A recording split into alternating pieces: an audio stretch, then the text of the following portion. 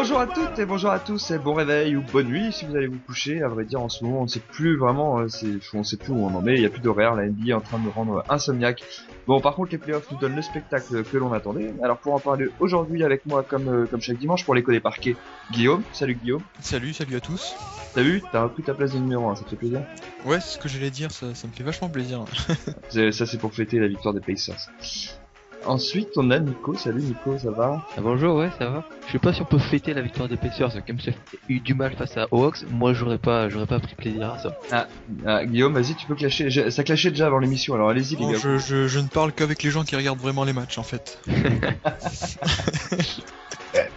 Bon alors, on va pas oublier Lucas, ça va Lucas? Ça va. Lucas est un peu plus calme aujourd'hui quand même, ça va. Lucas, c'est la NBA qui t'endort ou c'est... Non, là, je suis tombé sur un mix d'Alexis à Jean-Sol, j'ai un peu de mal à m'en remettre. D'ailleurs, tu en parles aujourd'hui, tu sais que c'est l'anniversaire ce soir ou pas? C'est vrai? Ouais. Et tu sais qu'il y a soirée privée ce soir, hein. Donc dimanche, là on est dimanche 5 mai, soirée privée Alexis Aginsa, c'est sur les Champs-Élysées, ok les gars? Toi, tu veux y aller, toi, Antoine?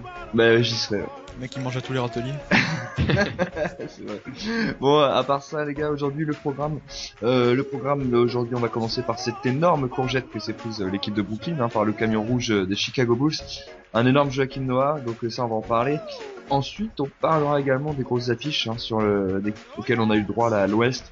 Je veux parler bien sûr des Nuggets Warriors ou encore des Clippers Memphis là, qui nous ont offert un spectacle assez joli et d'ailleurs qui ont laissé les Clippers partir en vacances un peu prématurément, parce que ce que l'on n'attendait pas d'ailleurs. Et puis on parlera aussi un petit peu des Spurs Warriors, si on a le temps vraiment, on parlera un petit peu d'autres séries, mais je pense que déjà ça va nous prendre pas mal de temps. Avant ça, comme d'habitude, la question des auditeurs auxquels on va répondre aujourd'hui. Et puis voilà, si vous êtes prêts, tout le monde va pouvoir y aller. Non, Get non, ready. Non, prêt. Jingle. Determination, heart, discipline. My job is go out there playing hard. We get the win, that's all that matters. Work hard, championship, 1, 2, 3, work hard, 5, 6. Keep it going. Determination. I'm excited. Come take my spot. I'm ready to go. This is what the NBA all about. Et c'est parti tout de suite, on commence avec la question des auditeurs. Pour commencer, une question cette semaine, si vous êtes prêts les gars, de Pacers King, qui nous demande, alors on aurait pu croire qu'il allait me poser une question sur les Pacers, mais non, et Memphis est-il en bonne voie cette année? Les gars, on va faire un point tout à l'heure là-dessus, donc on va passer rapidement. Memphis, c'est la bonne voie ou pas après avoir éliminé les Clippers que tout le monde redoutait? Bah si là c'est pas la bonne voie pour eux, ça sera jamais le cas, hein, parce que là il y a quand même un bouloir avec les blessures et des choses comme ça. Donc c'est le moment ou jamais, je pense, pour eux. Ouais. Ce qui est important de noter, c'est que ils avaient créé la surprise en 2011, donc c'est là qu'ils s'étaient vraiment fait un nom dans cette conférence Ouest. Mais ça fait 2 ans qu'ils tournaient quand même à plein régime. Ils s'étaient fait éliminer prématurément l'an passé et cette année qu'ils ont... Par les Clippers. C'est ça, ouais. Donc maintenant qu'ils ont enfin passé les Clippers cette année, pourquoi pas, ouais, c'est l'année ou jamais, ouais. Alors est-ce que juste la petite question, est-ce que vous pensez que contre les Spurs, ça peut refaire le même exploit qu'il y a 2 ans? Donc ça y est, on élimine déjà Oklahoma City, quoi. Non, mais au cas où, voilà, si les Spurs et Memphis venaient à se rencontrer en finale. Bah ça c'est intéressant, ce sont 2 équipes finalement qui se ressemblent beaucoup, qui ont une vraie académie de jeu, un vrai sens du collectif et du partage. Donc ce sera vraiment presque Santo qui va rencontrer ses héritiers. Et je pense qu'il y a matière à une vraie belle confrontation, et puis je saurais pas dire qui serait favori, selon moi. Je sais pas ce qu'en pensent les autres. Bah après, voir une série Spurs-Grizzlies, je pense qu'il y a quand même un petit avantage pour les Spurs, c'est qu'eux ils ont un banc qui est plus long, et sur une série en 7 matchs, ça peut jouer en leur faveur, quoi. Mais sinon c'est vrai que c'est 2 équipes qui ont un niveau qui est quand même relativement similaire. Sont à l'ouest à peu près des places 1 à 5, c'était quand même que des grosses équipes, quoi. D'accord. Le banc de Memphis est monstrueux quand même, hein. Il y a Quincy Pondexter. Ben oui, rien que ça. D'accord, merci Lucas, tu peux retourner regarder le mix d'Alexis Aginsa si tu veux. Non, c'est vrai que d'ailleurs oui, le banc qu'on n'attendait pas à ce niveau quand même. Bon, c'est un très bon banc, c'est le Memphis, mais on l'attendait pas. C'est pas des noms ronflants comme des bancs d'autres équipes qu'on a pu voir.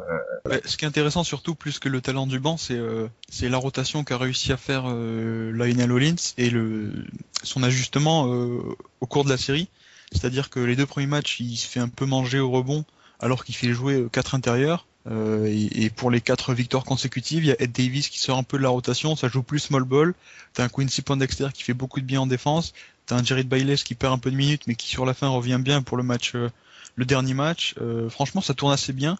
Et comme tu dis, c'est pas des énormes talents, mais ils font le boulot, quoi. D'accord. Et comme tu l'as dit en début, Lionel Hollins, est-ce que c'est pas lui le véritable artisan de l'équipe de Memphis actuelle? Ouais, c'est ça. Ce qui est sûr, c'est que franchement, je pense pas qu'il a le crédit aujourd'hui de ce qu'il a accompli avec Memphis, qui il y a même pas 3 ans faisait pas les playoffs. Donc franchement, c'est pour ça que je me dis aussi, si Memphis va assez loin cette année, peut-être qu'on va commencer À le prendre au sérieux. Bah c'est ça. Et surtout, c'est important de noter, il est en fin de contrat, donc à surveiller aussi. D'accord, très bien. Bon, bah on va clore là-dessus parce qu'on en reparlera tout à l'heure, mais en tout cas, Memphis, sûrement, oui, sur la bonne voie cette année. Si c'est pas cette année, bon, bah, ce sera sûrement jamais. Donc voilà, nouvelle question de Joachim Selt, encore lui et toujours lui. Les Knicks trop fébriles par moment, le Thunder affaibli, les Clippers out. À part les Spurs, peut-on vraiment empêcher le Heat d'être champion? Bon, ça c'est une question qui revient assez souvent. On va la passer rapidement parce qu'il y a 2 autres questions. Les gars, à part les Spurs, peut-on empêcher le Heat d'être champion comme d'habitude? C'est difficile. C'est vrai qu'on a un peu l'impression que le Heat est en train de gagner son titre sans jouer en fait, que ce sont les autres qui sont en train de lâcher leurs armes au fur et à mesure que la saison avance. Donc eux ils sont constants et au contraire même ils progressent. Donc forcément oui ils sont en train d'avoir un boulevard qui se dessine devant eux sans que eux n'y soient presque pour rien, j'ai envie de dire. Oui, parce qu'en fait, on a plutôt l'impression qu'à l'Est, là, à l'Est, par exemple, les équipes sont en train de s'entretuer entre elles, et puis finalement, le Heat regarde ça un peu d'un œil, allez-y, amusez-vous, et puis de toute façon, nous, on se retrouve en finale, donc. C'est ça, et les autres équipes se blessent, quoi. Je veux dire, Oklahoma City est quand même un vrai opposant à eux. Mm. Et bah là, il perd Westbrook. Maintenant, on a vraiment du mal à les imaginer tenir la rivalité qui avait commencé l'année dernière. Bon, bah en tout cas, ouais, pour le Heat, on pense encore une nouvelle fois que bon, c'est eux qui sont favoris à succéder à leur propre titre, mais bon, finalement, on verra. Le basket est fait de beaucoup de surprises, donc. Bon, après, je pense que LeBron James va se blesser, non? Je pense que c'est la logique, non? Bah ça c'est le scénario le plus probable, hein, de toute façon, hein, parce que on a eu les scripts là, et apparemment c'est ça le prochain rebondissement. Bon, enfin en tout cas voilà, on va passer cette question. Donc il y a quelques temps, vous disiez que Damian Lillard, Rookie of the Year, mais vous voyez, ah oui, on disait que Damian Lillard serait le Rookie of the Year, mais qui en voyait un meilleur avenir à Anthony Davis. Pourriez-vous développer? Je ne suis pas contre. Ça c'était Nico qui avait dit ça. Ouais. Alors Nico, bah tu vas répondre à ta propre question, à ta propre analyse. Ce que j'avais dit il y a quelques semaines. Oui, alors pour moi déjà, Damian Lillard fait une excellente saison, mais j'ai un peu peur que ce soit sa meilleure saison, ou du moins qu'il n'augmente pas, ou plutôt qu'il baisse. Je veux dire, en ce moment, il a beaucoup profité du contexte de Portland, avec les clés de la maison et je crois 40 minutes de temps de jeu chaque match, et il s'en est plutôt bien sorti, c'est vrai.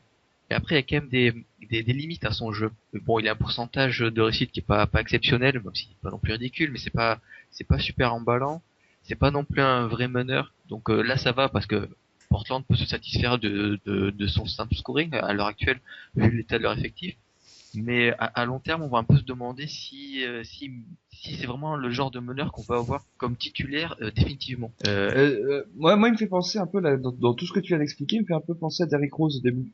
Dans tout ce que tu viens de dénoncer, c'est le profil qu'on a loué à Derrick Rose un peu au début. Je suis pas tout à fait d'accord avec Rose, et que t'es quand même déjà un peu plus passeur, un peu meilleur dans ses décisions, je pense. Ah bah oui, après cette année, on a beaucoup vu Damian Lillard, notamment dans les derniers quarts-temps, prendre des tirs assez hasardeux pour pouvoir prendre un peu le match à son compte. Ça, effectivement. Son jeu est un peu comme ça, Damian Lillard. C'est beaucoup de tirs difficiles, je trouve. Alors, il les met, donc on va pas s'en plaindre. Mais ce sont des tirs difficiles. Alors que Derrick Rose arrivait, lui, à trouver en pénétration, à trouver des tirs qu'il met avec un bien meilleur pourcentage. Et sachant que Derrick Rose joue aussi dans un contexte complètement différent, avec une équipe beaucoup plus défensive et beaucoup plus structurée, avec beaucoup plus de joueurs autour qu'il fallait aussi impliquer. Damian Lillard a beaucoup plus de liberté, il peut vraiment faire ce qu'il veut. Tant que les paniers rentrent à peu près, ça va. Et donc la seconde partie de la question, c'était par rapport à Anthony Davis, oui, qui sur la fin de saison commençait vraiment à être très très intéressant. Alors c'est la fin de saison, donc il y a toujours un peu, faut toujours mettre un petit peu des réserves, parce que effectivement en face des fois il y a des équipes qui jouent plus, ou alors il y a il y a d'autres équipes qui pensent déjà aux playoffs et qui se reposent un peu, bon, ça d'accord. Mais offensivement, il a montré des choses qu'on ne soupçonnait pas. Il était bien mieux offensivement qu'attendu et commençait vraiment à prendre de l'ampleur en cette fin de saison. Et sur cette fin de saison, je pense qu'il était clairement meilleur que Damian Lillard, sachant qu'il a aussi plus de potentiel et que son jeu a vocation à de manière générale avoir un plus grand impact sur un match que celui de Lillard, dont le playmaking est absent. Je pense qu'au final, et même à assez court terme, Anthony Davis sera clairement un meilleur joueur un élément beaucoup plus intéressant que Lillard. Oui, parce que tu l'as dit, en fait, on a l'impression qu'avec avec Anthony Davis, il y a encore une très grosse marge de progression. Même si je suis pas forcément fan de ce joueur, il faut avouer qu'il y a quand même un potentiel peut-être plus grand que Lillard ne l'a actuellement. Parce que bon d'accord, ce n'est qu'un rookie, mais comme tu l'as dit, il joue déjà 40 minutes par match. Je vois pas comment il pourrait s'améliorer encore plus que ça, quoi. Ah bah déjà en choisissant de meilleures positions de tir, en ayant une sélection moins hasardeuse, en faisant certes. jouer ses coéquipiers un peu plus. Moi je peux te dire tout ce qu'il peut faire de mieux. Et puis il a dit qu'il allait s'améliorer en défense aussi, c'est pas mal. Oui, bah après s'il y pense déjà, je trouve que c'est une bonne chose. Après on peut pas lui enlever que c'est qu'un rookie, les gars, et tenir déjà une première saison NBA avec en ayant quasiment été celui qui a passé plus de minutes sur un parquet, tous joueurs confondus.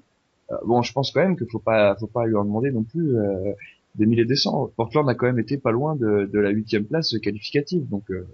Non, mais c'est sûr que même pour un rookie, il est quand même assez âgé, Lillard. Donc c'est pas forcément très étonnant qu'il puisse prendre le leadership d'une équipe comme ça. Il l'avait fait pendant assez longtemps à la fac. Mais effectivement, comme disait Steve Bolin tout à l'heure, quand il arrive en NBA, Lillard, c'est déjà quasiment un produit fini, en fait.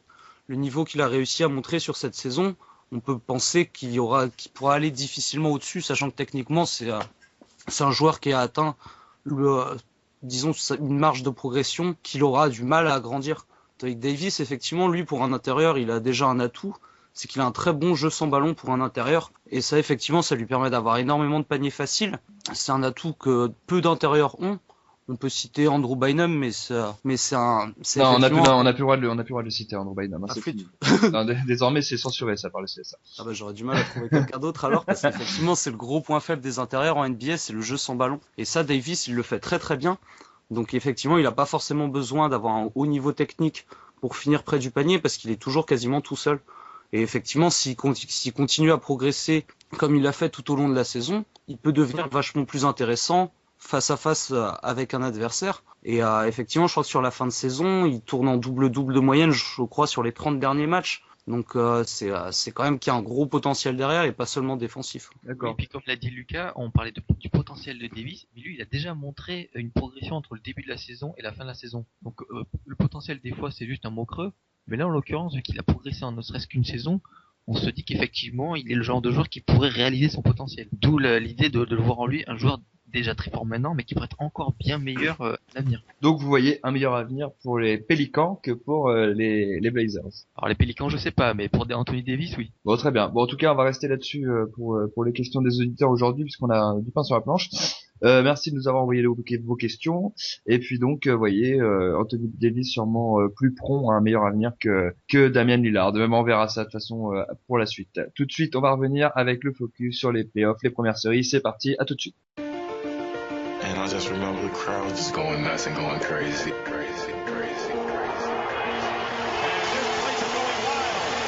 lift us up. Home crowd's into it. Crowd has been on their feet to another level. And here comes the standing ovation.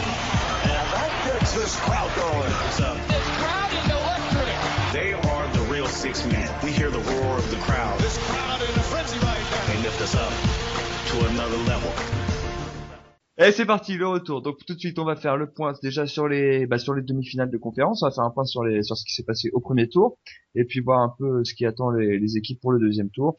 Donc on va commencer par le bouillon qui vient de se terminer ce matin, Nets Bulls, avec une très très très belle victoire des Bulls à l'extérieur en match 7 à Brooklyn. Donc bon, à l'extérieur dans une franchise qui est vraiment toute neuve, mais quand même une victoire à l'extérieur. Donc déjà pour commencer, que vous pensez là que Brooklyn aurait pu faire mieux que ça déjà à domicile? Mais évidemment, mais Brooklyn aurait pu faire un tas de trucs bien mieux que ce qu'ils ont fait tout le long de la saison, et c'est ce qu'on n'a pas arrêté de dire. entre leur jeu réel et leur potentiel, il y a toujours eu un gros fossé qu'ils ont jamais réussi à combler. Et là, ils l'ont pris en pleine tête, ce fossé, je pense. Alors d'ailleurs, Lucas, toi tu nous disais il y a pas longtemps, après que les Bulls menaient 3-1 ou 2-1, je ne sais plus, tu avais dit que bon, les Bulls étaient au maximum, mais que les Nets avaient une marge de manœuvre encore pour revenir. Effectivement, force est de constater que tu as eu raison. Mais là aujourd'hui, qu'est-ce que tu vois sur cette série? Qu'est-ce qui t'a marqué? Bah moi ce que j'ai vu surtout c'est à quel point les Nets ont été irréguliers. Ils ont eu des matchs sur lesquels ils ont été très très bons, notamment le premier avec beaucoup de recherches d'extra passes et d'autres matchs où ils sont vraiment devenus la caricature du pire qu'ils peuvent faire quoi. C'est-à-dire oui effectivement ils vont faire de l'extra passe mais pas à bon escient en l'envoyant à un joueur par exemple qui a un défenseur sur lui. Donc il y a des matchs où ils ont clairement manqué de concentration et surtout de caractère. Parce que Brooklyn a vraiment su bien gérer ses matchs qu'à partir du moment où ils étaient devant. Quand les Bulls avaient plus de points qu'eux, par contre là ils commençaient vraiment à déjouer, ou quand le match devenait serré, c'était encore pire, ils se sont vraiment effondrés. Donc là le problème de cette équipe de Brooklyn, j'ai l'impression que c'est surtout mental, quoi, parce que les joueurs ils les ont, ils sont très bons, mais effectivement c'est une équipe qui a pas beaucoup de mental et qui est capable de perdre par exemple un match 7 à domicile, quoi. Oui, Ouais. justement, tu parlais de mental. En face, les Chicago Bulls, ils sont vachement calés là-dessus, quoi. Ouais, c'est Dans exact l'inverse. il y a le mental donc qui peut inquiéter les fans des Nets, mais il y a aussi, je pense, l'organisation offensive. Toute la saison, on s'est demandé est-ce qu'ils vont arriver à faire le truc qu'il faut pour justement aller chercher la qualification. Le premier match avait été fantastique, tu l'as dit Lucas, mais depuis, franchement, ça a vraiment été beaucoup trop irrégulier et pas assez efficace. Euh, ils sont assez solides en défense et quand tu prends en compte le fait que Chicago est pas forcément une attaque fantastique et qu'ils ont eu des périodes creuses eux aussi en attaque, Brooklyn n'a pas su justement dans ces périodes creuses profiter de ça pour se mettre hors de danger et pour aller gagner ces matchs. Donc franchement, l'inquiétude numéro un pour moi, c'est cette organisation offensive euh, et en particulier Joe Johnston. Qu'est-ce qu'on va faire de lui, quoi? Bah, je dirais peut-être à part hier soir où les Bulls après avoir pris un écart de 17 points ont vu les Nets les rattraper quand même, ont fait preuve un petit peu de solidité quand même pour rattraper ce retard à la mi-temps, mais ça n'a pas été suffisant. Est-ce que les Nets ont atteint leur limite? Est-ce qu'il faut changer quelque chose à ça ou continuer à évoluer avec cette équipe-là? Je pense Bah, que cette équipe a encore une seconde chance pour voir ce qu'elle va donner encore ensemble, parce que ça faisait qu'un an qu'ils étaient ensemble. C'est des joueurs qui avaient l'habitude de toucher beaucoup le ballon, et là ils se retrouvent tous ensemble, donc il faut le partager. C'est pas facile de trouver un équilibre. Du coup, c'est pas si étonnant ça que cette année-là c'était un peu mitigé. Et je pense que l'année prochaine on va leur laisser encore une seconde chance avec l'année prochaine. Après, si cette seconde année ne fonctionne toujours pas, effectivement, il y aura peut-être des changements à faire, sachant que ces changements ne seront pas faciles, parce qu'il y a des contrats qui sont pas faciles à bouger. Mais ça, c'est leur problème, c'était le pari de départ aussi. Ouais, comme tu l'as dit, c'est vraiment, faut quand même rester indulgent parce que ce sont de bons joueurs quand tu les prends individuellement, mais ensemble ils ont eu aucune expérience à part cette année, contrairement justement à Chicago qui a vraiment un noyau dur qui a vécu ensemble des choses depuis quelques années maintenant. Euh, l'autre vraiment grosse inquiétude, c'est aussi le fait qu'ils se sont bloqués un peu financièrement tout seuls l'été dernier avec des gros contrats. Donc je pense que la marge de manœuvre est assez limitée pour cet été. Donc même si eux veulent donner une autre chance à ce groupe, ils sont aussi un peu obligés de le faire, quoi. D'accord. Bon, à la limite, qu'est-ce que vous changeriez vous si vous aviez quelque chose à changer dans cette équipe des Nets pour l'année prochaine? Le coach, ils l'ont déjà fait une fois, mais bon, je pense que PJ Carlesimo n'est pas. Enfin, moi, j'ai jamais été très fan de cet entraîneur-là. Après, bon, mon avis n'est peut-être pas forcément tout infondé, parce qu'on c'est très difficile de mesurer la qualité d'un entraîneur quand on n'est pas sur son dos toute la journée à voir exactement ce qui se passe dans l'entraînement. Ouais, c'est ça. Ouais, mais je pense qu'un entraîneur bon, c'est facile à dire, mais de renom est capable de cadrer tout ça et de fixer un peu mieux les rôles et un jeu serait assez nécessaire à cette équipe-là qui a beaucoup de talent mais qui s'éparpille un peu dans un jeu mal fichu, quoi. Alors, moi, je vais vous dire ce que je pense. À l'inverse de vous, je serais pas aussi indulgent. Je garderai le noyau dur d'Aaron Williams, Brook Lopez et Gerald Wallace. et tout le reste, je le ferai sauter, à part peut-être Reggie Evans. Est-ce que vous pensez que dans cette optique-là, il est possible de construire quelque chose ou pas? Honnêtement, oui. Après, comme disait Guillaume, ça va être très compliqué de transférer un joueur comme Joe Johnson. Donc, tu seras un peu obligé de faire avec lui. Et puis un Chris Humphries aussi qui prend 12 millions l'année pour sortir du banc. Ça aussi, ça va être très difficile à transférer alors que eux, ils veulent vraiment s'en séparer. Justement, son contrat Humphries, il se termine l'an prochain, quoi. Donc ça peut être intéressant pour des équipes qui voudraient libérer de la place dans le salary cap. Mais je crois que Joe Johnson, c'est pareil, non? C'est pas l'année prochaine, c'est l'année d'après. C'est dans pas longtemps, Joe Johnson. Non, c'est dans un bail, je crois, non? Non, je crois qu'il a signé pour 5 ans en 2010. Oui, donc c'est l'année, ce sera l'année d'après. Ouais. Il lui reste il lui reste 2 ans. Est-ce que alors on peut peut-être penser que là les Nets vont laisser Joe Johnson les 2 prochaines années et puis finalement peut-être pas renouveler son contrat s'il reste à ce niveau-là dans 2 ans. Bah d'ici là il aura quoi, 34 ans déjà, donc dans tous les cas où tu le pas cher, ils renouvelleront pas pour 100 millions comme maintenant. Non mais Joe Johnson c'était clairement un pari à court terme, hein, ce sont obligés qui vont payer financièrement, mais qui sait que le bonhomme a quand même du talent, donc c'est pas non plus une mauvaise idée de tenter la chose. Après, à partir du moment où ils ont fait le pari, il faut qu'ils vivent avec ou qu'ils meurent avec, quoi. Ça a peut-être été là la vraie erreur de Prokhorov là dans le fait d'avoir signé Joe Johnson. Lui en fait il voulait un nom et un vrai nom rapidement sans se préoccuper de celui qu'il lui fallait. Il a surtout signé le nom le plus ronflant qu'il avait sous la main et qu'il pouvait obtenir. Non, c'est pas ça le problème. Non, je suis pas trop d'accord. D'ailleurs, on en avait discuté, je crois, il y a quelques mois dans l'émission quand Billy King, dans le GM de Brooklyn, appelle Atlanta, c'est son pote, le GM d'Atlanta, qui lui propose Joe Johnson.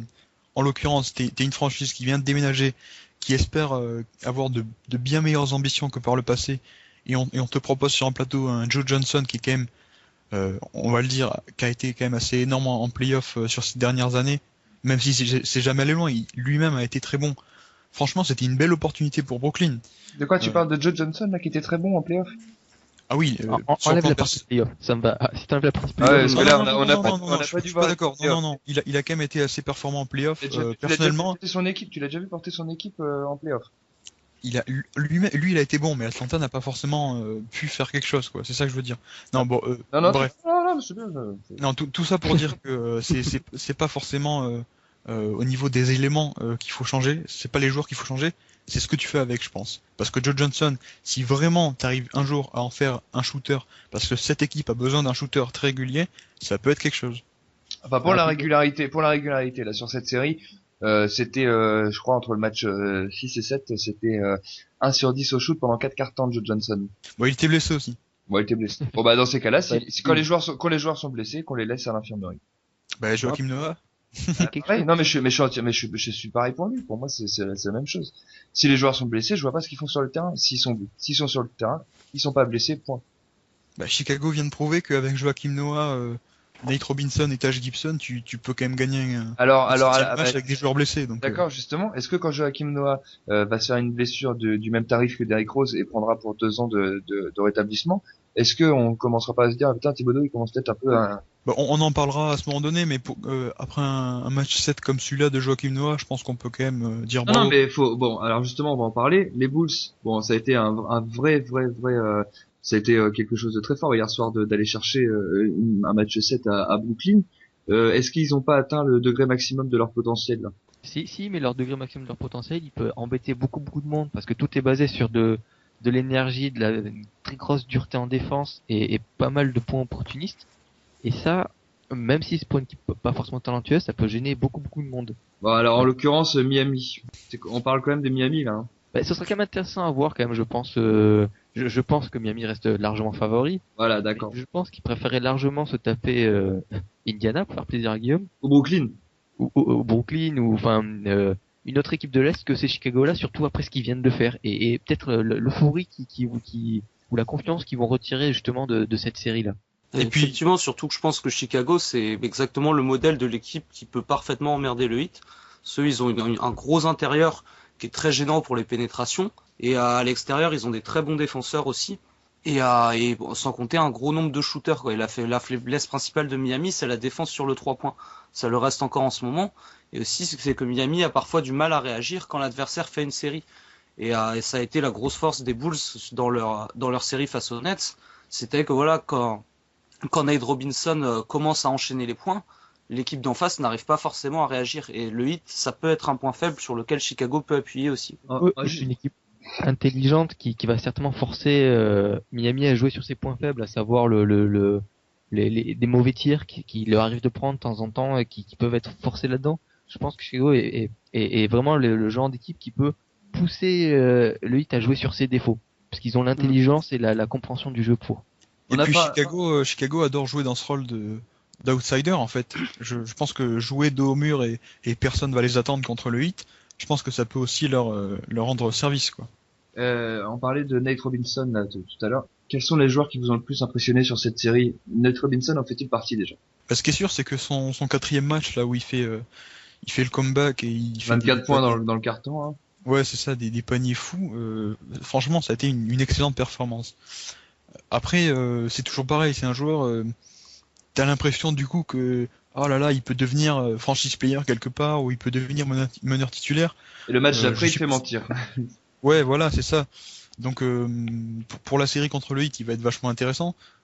Contre Mario Chalmers ou Norris Cole, n'en déplaise à Mario Chalmers qui pense qu'il est top 10 meneur NBA, mais voilà. Oui, non, on peut, on relève. On relève même plus. Hein. Non, on relève plus.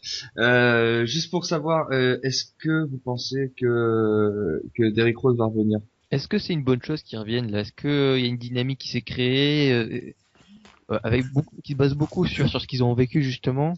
Est-ce que le faire venir ne risque pas de tout perturber tout ça? Enfin, je sais pas. Et que pour lui-même, moi je suis pas inquiet pour la dynamique en elle-même, parce que franchement cette équipe elle a vraiment il y a un truc quoi, c'est vraiment solide, et ça va pas être comme Stoudemire à New York. Par contre moi c'est vraiment pour le joueur en lui-même, je pense que c'est trop tard. S'il avait voulu revenir, il serait revenu plus tôt. Moi, je vais vous expliquer pourquoi je posais cette question, parce que tout simplement, je la pose pas non plus par hasard, c'est que on aurait pu rigoler quand je l'ai posée, mais j'ai lu que Derrick Rose pourrait revenir et avait prévu de revenir en cas de qualification contre le Heat. Bah après, étant donné qu'ils ont énormément de blessés à Chicago, ça peut être que positif de toute façon, parce que là il y a Jimmy Butler, il joue 48 minutes sur chacun des 2 derniers matchs, donc rajouter une rotation surtout à l'arrière, ça peut que leur faire du bien, quoi. Encore plus si c'est Derrick Rose. Bon, en tout cas on verra ça, c'est vrai qu'on peut pas vraiment y répondre, mais est-ce que ce sera un atout vraiment non négligeable pour les Bulls contre le Heat? De toute façon, ils ont rien à perdre, Chicago face au Heat, donc qu'ils le tentent pas, on leur en voudra pas. Hein. Bon, ok. Bon, en tout cas, pour finir, on donne quand même l'avantage au Heat sur cette série. On peut. Oui, mais ils vont lâcher beaucoup de gaz sur cette série-là, je pense. Ils vont passer, mais ils vont en sortir en s'essuyant le franc de sueur, quoi. D'accord. Ça va être plus dur que contre Milwaukee, c'est sûr. Ah bah oui, c'est ça, y a pas photo. D'ailleurs, un petit mot sur Brandon Jennings, là, qui avait annoncé partout sa qualification contre le Heat. Un petit mot? Je sais pas, contrat. Voilà. Ok, très bien. Bon, allez, on passe à la deuxième affiche là à l'est, qui va être plutôt pas mal. Pacers, Knicks. Alors Guillaume, là c'est toi qui va commencer. Ça, je te laisse. Pacers, Knicks, ça doit te faire très plaisir. Juste une petite précision, Guillaume, ça n'a rien à voir avec la série avec Reggie Miller, John Stark, tout ça c'est fini. Hein. Tout ça c'est fini. Faut qu'on passe à autre chose maintenant. Donc, alors les Pacers, Guillaume, es-tu heureux? Alors justement, par rapport aux années 90, je pense que la tendance est inversée. Parce que justement la force de cette équipe d'Indiana, c'est son duo d'intérieur et c'est sa capacité à dominer dans la peinture, alors qu'à l'inverse, New York joue depuis quelque temps, et notamment la série contre Boston, a joué très très petit, avec 3 extérieurs en même temps, Raymond Felton, Pablo Prigioni et Iman Shumpert, si je m'abuse. C'est ça. Et je pense vraiment que rien que le fait d'avoir par exemple un Carmelo Anthony en 4, ça va vraiment être dérangeant, parce qu'il va devoir soit se taper un Paul George, et là tu vas avoir un David West qui va avoir un avantage sur quelqu'un d'autre, soit Carmelo Anthony va être sur David West, et là c'est Paul George qui va encore avoir un avantage de taille sur quelqu'un. Donc je pense franchement qu'ils peuvent aller les bousculer plus qu'on ne le pense. D'accord, donc toi tu Après, donnes un avantage à Indiana. Oui. Après, vas-y. Non, vas-y. Oui, donc c'est vrai que Indiana sur le papier et puis sur ce qu'on sait d'eux, elle est en meilleure position que les Knicks. Après, tant les Knicks que les Pacers, je trouve qu'ils ont un petit peu déjoué pendant leur premier tour de playoff face à des équipes qu'ils auraient dû battre avec beaucoup plus de facilité qu'ils en ont eu. Je suis pas d'accord. Donc si tu veux. Hein. Donc je me demande je pense que ce sera l'équipe qui sera la plus proche de son vrai niveau, qui gagnera, plus que vraiment les oppositions de style. Ça vraiment, c'est celle qui sera la plus en forme qui gagnera, je pense. Là où je suis pas d'accord, c'est que dans un premier temps, donc t'as New York qui a peut-être été un peu trop suffisant sur la fin de la série et qui s'est laissé déborder par Boston qui était vraiment mal en point mais qui a su élever son niveau de jeu. Bon, d'accord. De l'autre côté, t'as Indiana qui a dû faire face à Atlanta qui a fait un coup tactique magnifique qui a vraiment renversé la dynamique de la série. C'est-à-dire que Larry Drew a décidé de sortir Kyle Korver du 5 de départ et de mettre Johan Petro. Donc Antoine il va rigoler déjà. donc non franchement. J'étais déjà en train de rigoler. Ça t'a permis d'avoir vraiment 3 intérieurs, donc Josh Smith, alors Ford et Johan Petro. Donc d'avoir une raquette très dense pour stopper la pénétration, une raquette également très dense pour stopper aussi le jeu au poste d'Indiana qui est quand même assez efficace. Et ça t'a permis d'avoir un Josh Smith vachement solide qui a vachement emmerdé Paul George.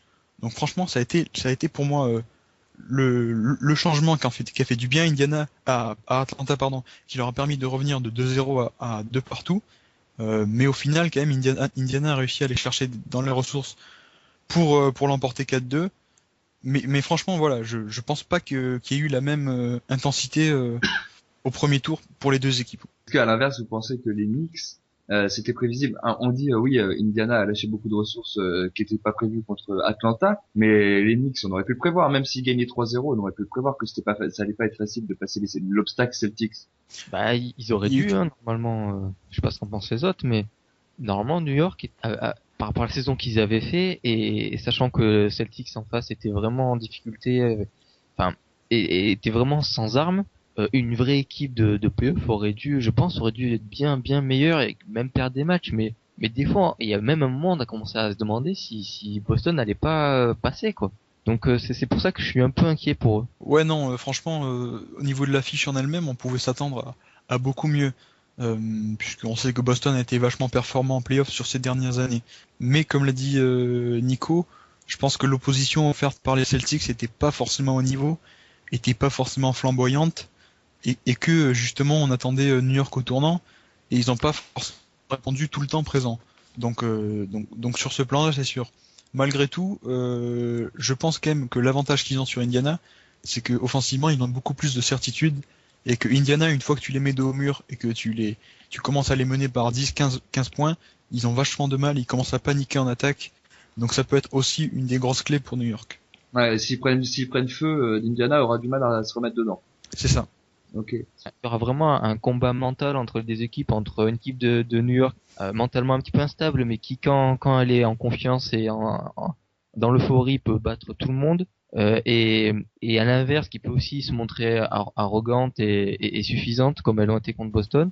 Et en face on a aussi Indiana qui peut être très solide sur son jeu, mais qui peut un peu perdre pied des fois comme le disait Guillaume. Du coup, Justement, pour réagir à ce que tu as dit, Nico, est-ce que vous auriez mis, comme on a attendu un petit peu depuis un petit moment, un carton rouge là, est-ce que vous auriez mis un carton rouge sur l'attitude des Knicks à l'égard des Celtics? Non, je pense qu'on a parlé. On a parlé de funérailles, on a parlé de beaucoup de choses comme ça, de J.R. Smith qui déclarait un peu partout, voilà, des conneries sur.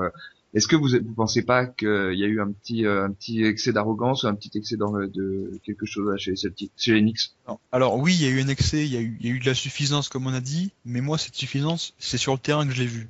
Moi je pense que tout ce qui s'est passé autour là, les médias qui ont extrapolé autour de l'histoire de funérailles, d'enterrement, ça on s'en fout, on a fait des caisses parce que c'était New York, on va pas se mentir.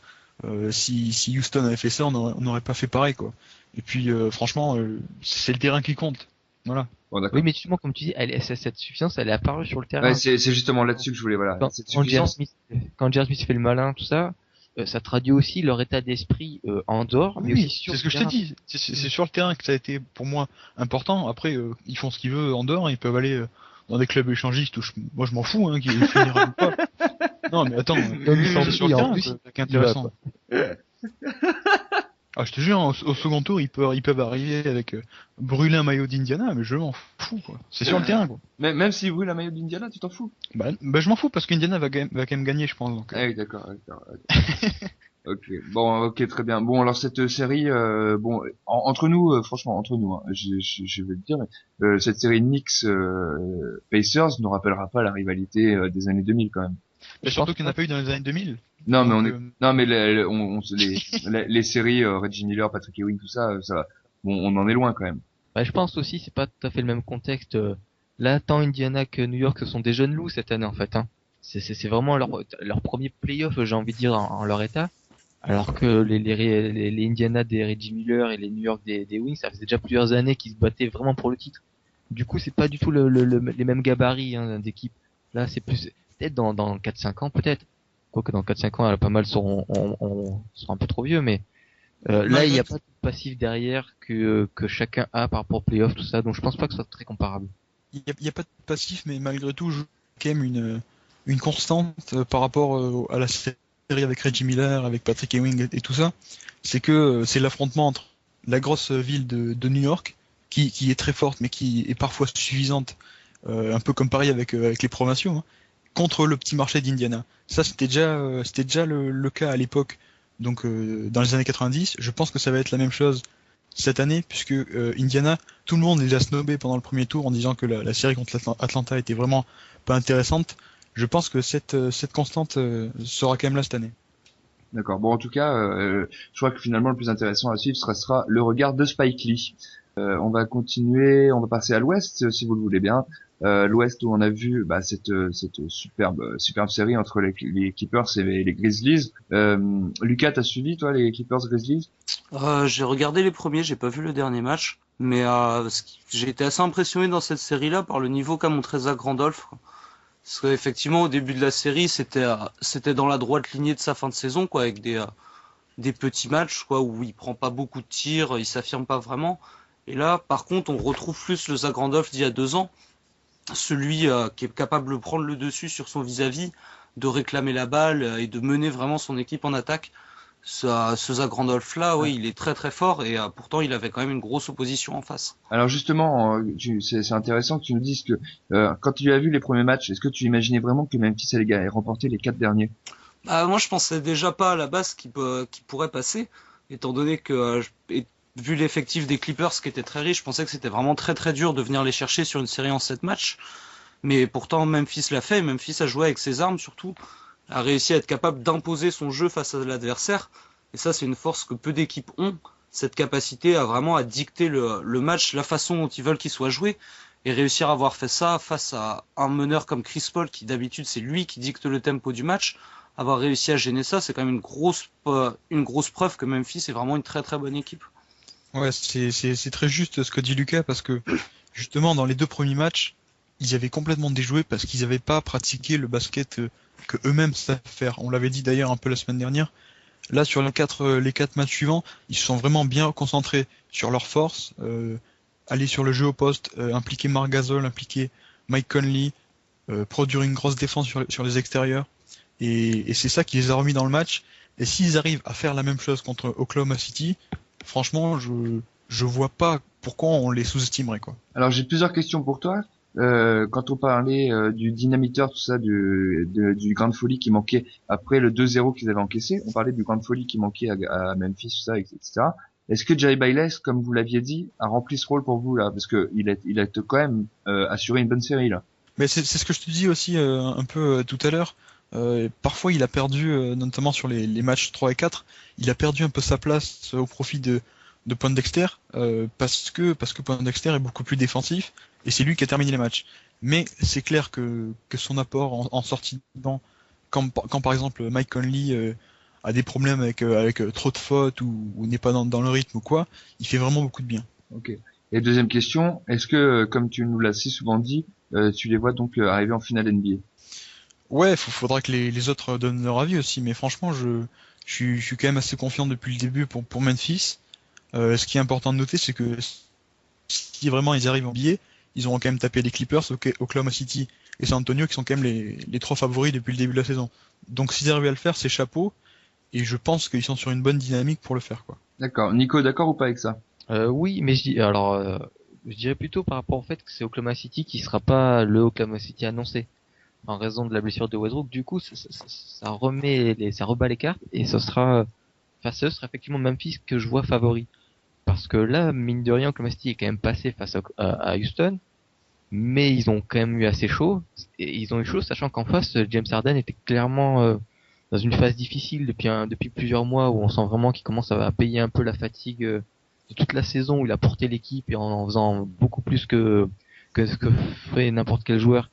Et ça, pour la première fois de sa carrière, je pense qu'il est un peu cramé sur la fin. Et notamment, ça s'est vu notamment sur le dernier match, où il peut pas faire... il a pas pu donner son apport à son équipe, et malgré ça Houston est quand même resté assez longtemps dans le match, alors que justement au contraire Oklahoma City était vraiment à un meilleur niveau qu'attendu, parce qu'ils étaient très très solides en défense. Ils avaient réussi à impliquer Kevin Martin et Reggie Jackson et même Ibaka, je crois. Du coup on avait d'un côté un Oklahoma City j'ai envie de dire au meilleur de sa forme sans Westbrook et au meilleur de ce qu'ils peuvent faire, et à l'inverse un Houston qui était un peu orphelin du vrai James Harden. Et malgré ça, ils ont eu du mal. Du coup, je me dis que face à Memphis, ce Oklahoma City-là risque de beaucoup souffrir. C'est peut-être surprenant de la part de Houston, mais je pense que ce qui les a maintenus en vie aussi, c'est leurs ajustements défensifs. Quand Patrick Beverley est rentré dans la rotation dès le premier match, quand pareil Francisco Garcia est revenu, il a fait une superbe défense sur Kevin Durant, il y a moyen de les stopper. Et quand tu vois aussi le fait que Memphis est beaucoup plus fort défensivement que Houston, il y a vraiment de quoi se dire que il y a de la place pour faire quelque chose, quoi. Ok, et est-ce que vous pensez là que pour les Clippers, un avenir incertain se dessine? Ah bah déjà on se posait la question, moi je me posais la question de savoir si Chris Paul allait quand même prolonger cet été, même si c'est vrai qu'on pense on penche plutôt dans cette idée-là, mais il y a quand même un petit doute. Et là cette élimination précoce confirme un peu ce doute, même si c'était face à une très bonne équipe de Memphis. Mais du coup, je trouve que la question se pose, et je crois que lui-même a dit qu'il a pas donné de réponse. La question se pose parce que je crois que l'effet Del Negro va bientôt s'arrêter, que ça va changer. Voilà, donc Vinny Del Negro, lui, va sûrement être éjecté sous peu, là, effectivement. C'est quelque chose qu'attendaient les fans depuis un moment, quand même. Chris Paul aussi, je pense. Chris Paul aussi. De toute façon, Chris Paul et Chauncey Billups avaient pris sa place depuis un moment, de toute façon. Oui, Chauncey Billups a vraiment pas été très fort, Chauncey Billups. Non, mais c'est quand même injuste par rapport à Vinny Del Negro qui fait la meilleure saison de l'histoire de la franchise et qui vraiment est pas dégueulasse pour désigner quelques systèmes de temps en temps, mais c'est clair que oui, mais voilà, tu demandes pas à un coach de désigner quelques systèmes de temps en temps, c'est ça le problème. Exactement. Voilà, donc je pense que Vinny Del Negro c'est bien, mais quelqu'un d'autre c'est mieux. Oui, puis je pense aussi que les Clippers. C'est un bon slogan ça pour les Clippers. Non mais c'est vrai. Je pense que les Clippers n'ont pas construit une équipe comme ils auraient dû en fait. Ils ont trop chargé sur des joueurs entre guillemets moyens et solides, mais quand même trop moyens. C'est ça, ils ont chargé sur des joueurs moyens partout. Pas un bon ici et nul ailleurs, mais eux c'était moyen partout. Voilà, et puis mettre ils ont tenté le pari d'Andre Jordan en lui donnant beaucoup d'argent. Pour l'instant, il a pas encore payé, et peut-être il payera un jour. Mais là, pour l'instant, ils sont en train de le subir, je pense, les Clippers. Du coup, tout ça tourne un peu peut-être dans la tête de Chris Paul, et que lui-même se demande, peut-être il y aura une meilleure opportunité ailleurs. Ça peut-être au moins il se pose la question, même si je pense qu'il va quand même prolonger. Alors je pense que Dallas serait intéressé par Chris Paul. Hein. On a fait un petit parallèle justement là. Tu parles de Dallas. Est-ce que un petit package Dwight Howard, Chris Paul à Dallas, oh là là, c'est pas envisageable ça? Je sais pas s'ils peuvent avoir les deux. Je sais même pas s'ils peuvent en avoir un. Mais ce qui est sûr, c'est que Mark Cuban essaiera à tous les coups de les avoir. Mark Cuban est tellement fou qu'il est capable de le faire. Mark Cuban pourrait aller chercher Quincy Pondexter s'il le voulait, quoi. Bon, en tout cas, ça, j'en ai entendu parler, et je pense que, éventuellement, je pense que Chris Paul et Dwight Howard sont forcément pas sûrs de rester forcément, à leur point de chute actuel, hein. Moi, je dis ça, je dis rien. Ouais, mais je dois avouer, Nico, que j'étais très, très certain que Paul allait rester, et finalement, t'avais peut-être raison. Il commence à douter lui-même, je pense. Je pense parce que on pense que finalement les Clippers ont pas beaucoup encore de marge de manœuvre, à part bien sûr s'ils gardent Ronny Turiaf, mais ça c'est capital de le re-signer, quoi. Non mais honnêtement, hein, on se dit que là les Clippers avec l'effectif qu'ils avaient, j'ai même entendu Nicolas Batum hier dire que ils pensaient que eux iraient en finale NBA, et finalement ils avaient un effectif trop riche. Et finalement, c'est pas passé. J'ai du mal à croire que les Clippers vont rester en l'état actuel des choses. Après pour moi c'est pas forcément un problème d'effectif parce qu'il est quand même bourré de talent. C'est je pense un problème de caractère. Contre Memphis ça s'est vu, c'était flagrant. Les Grizzlies ont montré une force de caractère vraiment exceptionnelle et cette équipe est encore un peu jeune, un peu fraîche je pense. Je pense notamment à Blake Griffin ou DeAndre Jordan, je pense que c'est encore un peu frais voilà. Vous allez voir que Chris Paul va finir à Houston, que Houston va devenir un gros cadre à l'ouest. Mais tout est à partir de là tout est possible, hein, j'ai envie de dire. Houston serait, on parle de James Harden qui est en pleine phase de séduction pour tenter de recruter des free agents. Entre nous, moi j'ai l'impression qu'il en est capable. Donc pourquoi pas peut-être même Dwight Howard. Houston le voulait désespérément. Oui, après c'est Houston, donc ils vont viser forcément Dwight Howard et ils vont finir avec Josh Smith quoi. Non, c'est vrai que Houston, et par rapport aux équipes qui ont de la place sous le salary cap pour recruter des free agents, Houston est largement l'équipe la plus attractive. Peut-être eux-mêmes vont pouvoir se tenter des choses et tenter d'aligner l'argent à la fois sur Chris Paul et sur Dwight Howard tout en espérant avoir l'un des deux. Et je serais pas si étonné que ça qu'ils arrivent à en rafler un quoi. Et puis c'est bon pour les quotas parce qu'ils ont un barbu, ils ont un asiatique, ils ont un petit blanc et maintenant il leur faudrait un big man. Voilà, c'est ça. Les quotas sont tous respectés là effectivement. Bon allez, on va passer tout de suite pour finir à la série donc Spurs Warriors en commençant par Nuggets Warriors. Les gars, est-ce que ça n'a pas été ça votre plus grosse surprise du premier tour? Si, enfin pour moi en tout cas comme je l'avais bien dit, hein, je voyais Denver aller loin. Sauf que Denver s'est perdu en route, hein, comme on l'avait dit, puis une des grandes forces dans la saison, ça a été leur capacité à faire des interceptions, qui a mené notamment des contre-attaques et des choses comme ça, et aussi le rebond offensif, mais aussi offensif, qui leur amenait beaucoup de points à l'intérieur. Hein. On a souvent loué la capacité de Denver à mettre des points à l'intérieur, et souvent c'était à la fois sur contre-attaque et sur rebond offensif, et tout ça, à part un match, je crois, ils l'ont jamais montré. Et notamment le fait de mettre Wilson Chandler en 4 leur a fait perdre toute cette capacité au rebond. Et voilà, donc ils ont perdu ça, et puis c'est une grande force en moins dans leur jeu. Aussi l'incapacité de lancer le contre-attaque grâce au rebond. Et ça, je trouve que ça a été assez flagrant. Du coup, je pense qu'il y a une énorme erreur stratégique sur quasiment toute la série qu'ils n'ont jamais pu retrouver en fait. Oui, c'est sûr. Je pense que de toute façon, George Karl s'est fait quand même manger tactiquement par Mark Jackson sur l'ensemble de la série, que ce soit au niveau des 5 de départ ou de l'organisation offensive ou même des ajustements en plein match. Je pense que Jackson a vraiment montré qu'il était un très très bon coach là-dessus quoi. Est-ce que Gallinari selon vous aurait changé beaucoup de choses dans cette série? Moi je pense pas, mais bon, il aurait quand même apporté grand chose mais Golden State est quand même assez solide quoi. Il leur a apporté un truc très intéressant, c'est son tir, de toute façon il a surtout ça à apporter. Hein. Un point de fixation peut-être. Oui, puis on a vu souvent que les Nuggets étaient en difficulté quand il fallait mettre les paniers à 3 points. Et ça, en playoff en général, ça pardonne pas. Et puis Golden State a beaucoup joué dessus, a beaucoup joué sur à essayer de pousser Denver à tirer à 3 points. Peut-être qu'avec Gallinari, cette stratégie-là aurait pas marché.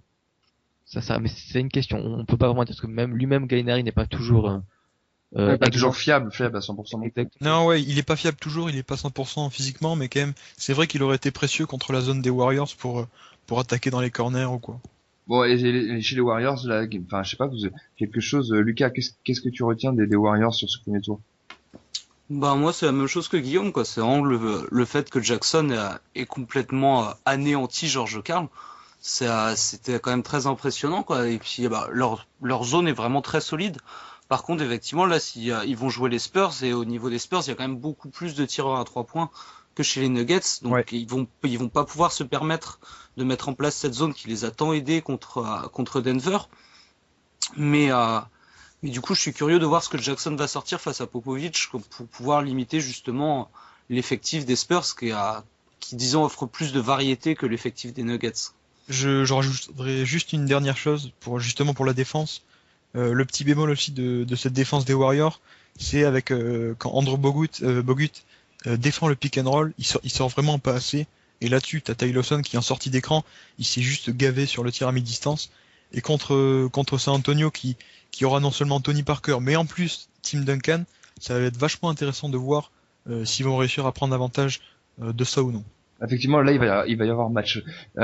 Sur les Nuggets, est-ce que vous pensez que on peut attendre l'arrivée d'une star prochainement, ou on va continuer à jouer avec un effectif comme ça? Bah, déjà, Iguodala a dit qu'il allait tester le marché, donc c'est même pas dit qu'il poursuive l'aventure. Après, je pense pas que Denver ait la capacité d'apporter de faire venir une star sans perdre des joueurs, hein. Du coup, ils sont un peu condamnés à jouer de cette manière-là. Mais encore une fois, je pense pas que c'est ça qui les a vraiment perdus. Avoir une star les aurait aidés à sortir de certaines galères, notamment au scoring, où des fois Denver était vraiment sans solution. Là, avoir une star, ça les aurait aidés. Donc effectivement, ça aurait peut-être pu les aider à passer ce tour.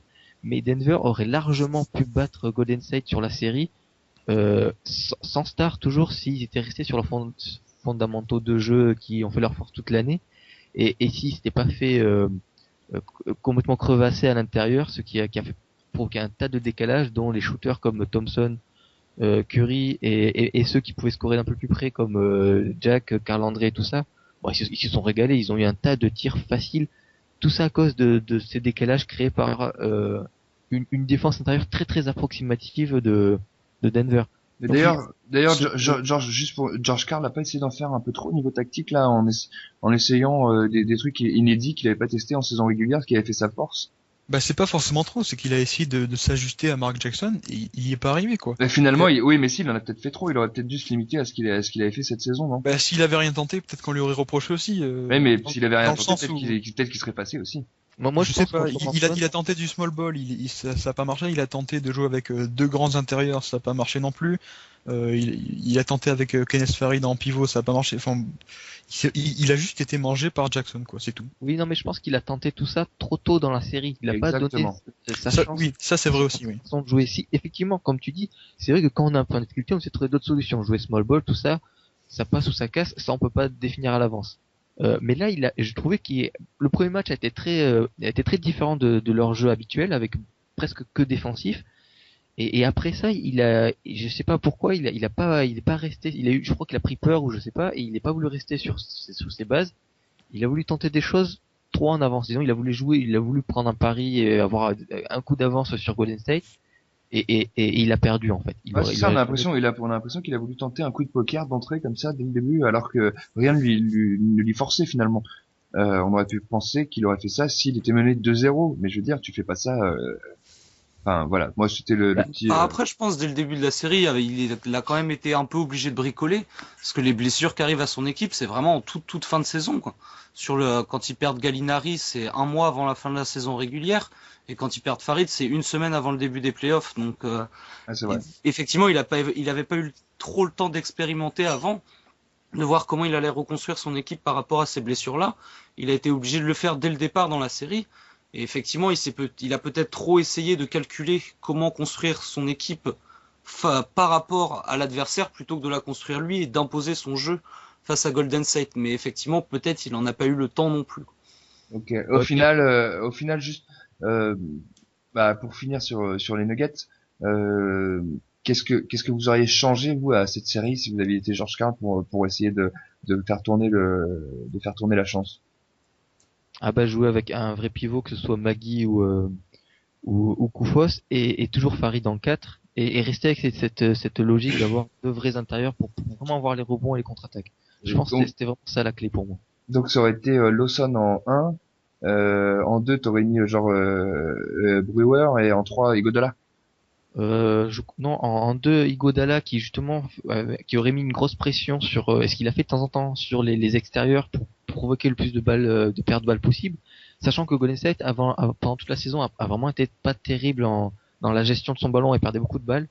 Du coup, il y avait vraiment un coup à faire. Et d'ailleurs, c'est sur le match. Mais c'est ce qui s'est passé sur le dernier match. Non, ou sur l'avant-dernier match, je sais plus, mais les pertes de balles étaient ridicules à la fin. Oui, je crois que c'est le match, l'avant-dernier match où Denver revient à la vie en fait, et justement ils étaient repartis sur leur jeu habituel, et la différence était flagrante là. C'était le dernier match. Oui, c'était le dernier, ouais. Ils se font remonter de 18 points Voilà. d'avance pour finalement presque perdre. Et là, les Warriors enchaînent les pertes de balles, mais ridicules, et des pertes de balles. Ça sera aussi à surveiller contre San Antonio, puisque ça peut passer contre une équipe comme Denver qui était pas franchement top, mais contre San Antonio ça pardonnera pas quoi. D'ailleurs, San Antonio, bon, on imagine que, enfin moi personnellement, j'ai un peu l'appréhension que San Antonio soit vraiment trop fort pour les Warriors. C'est un peu le sentiment qu'on a aussi, je pense. Après, Après, on sait jamais, hein. ce qu'on peut retenir aussi de cette série contre Denver, c'est qu'il faut jamais dire jamais, quoi. C'est vrai, effectivement. Parce que les Warriors sont quand même capables, ne serait-ce que de flamber offensivement et de faire, de prendre un match ou deux, quoi. Bah, c'est ça, chez les Warriors, quand les shoots commencent à tomber, c'est impossible de les contrer, quoi, à part en prenant des temps morts, en espérant que la mécanique se dérègle, mais effectivement, peut-être que les Spurs n'ont pas forcément les joueurs qui vont permettre de limiter les shooters de Golden State à partir du moment où ils prendront feu. Qui est le joueur de Golden State que vous retenez pour ce premier tour? Curry, Jack ou Barnes ou Thompson? Curry quand même, Curry, parce que c'est quand même lui qui toujours trouvait les solutions de lui-même et qui vraiment faisait exploser toutes les défenses que proposait Denver. Après, je pense pas que sortir que lui, je pense que c'est vraiment réducteur de sortir vraiment que lui, parce qu'il y a vraiment eu le partage du ballon et quelques belles inspirations collectives, notamment pour profiter des failles de la défense de Denver. Et puis Jack a aussi fait son travail d'un contre un. Karl André qui je crois sur le dernier match a été vraiment très décisif. Et Bogut sur le dernier match aussi. Voilà, et Bogut défensivement, il a fait une belle différence. 14 points, 21 rebonds. Hein. Même sur toute la série, je trouve qu'il avait un impact qui se voyait pas dans les chiffres. Alors, Guillaume, est-ce que t'as changé d'avis, Guillaume, là, sur Bogut? Oui, bah j'étais un peu obligé, hein, quand tu vois le niveau de ses performances. Mais bon, faut dire qu'on avait vu la conversation il y a longtemps. Mais ce qui est sûr, c'est qu'il y a une très très bonne rotation à l'intérieur, que ce soit Bogut qui fait un travail énorme, mais aussi Festus Ezeli et surtout Draymond Green, qui a quand même été... Les deux là on se sont très très bien adaptés aux playoffs là. Quand tu penses que Green c'est un rookie et que Harrison Barnes c'est un rookie, et qu'ils ont été, peut-être dans le top 5 des joueurs de Golden State sur la série, c'est quand même pas mal, quoi. D'ailleurs, voilà, c'est ce qu'on peut souligner. Les Warriors accèdent quand même aux demi-finales de conférence avec quasiment dans leurs meilleurs 5 joueurs presque de rookies. Donc ça, c'est quand même assez énorme pour le souligner. Oui, après, je pense pas qu'il faille trop s'emballer sur Harrison Barnes et Draymond Green. Bon, Green sur le dernier match, il a fait un passage énorme et un passage totalement ridicule, ce qui montre bien ce qu'est un rookie en ce moment. Et je pense vraiment qu'Harrison Barnes a vraiment profité des problématiques de la défense de Denver et que c'était souvent on va pas non plus lui reprocher.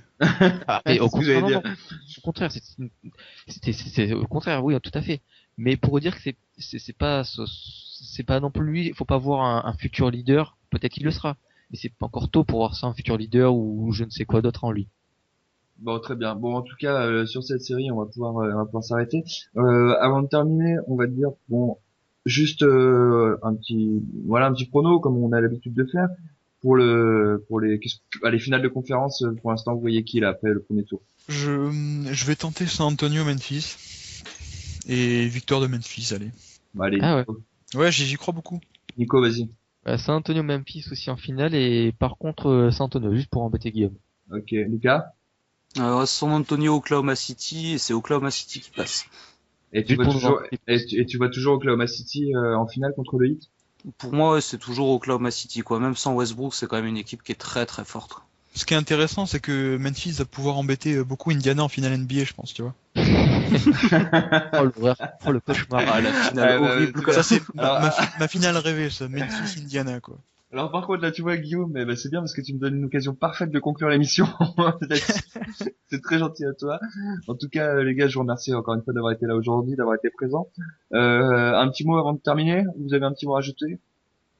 À part aller les Pacers, hein, ça je te l'interdis. Non, rien à rajouter. Bon bah très bien, c'est parfait, ça m'arrange. Je vous souhaite une très bonne journée et merci d'avoir été là. Merci à tous, à la semaine prochaine.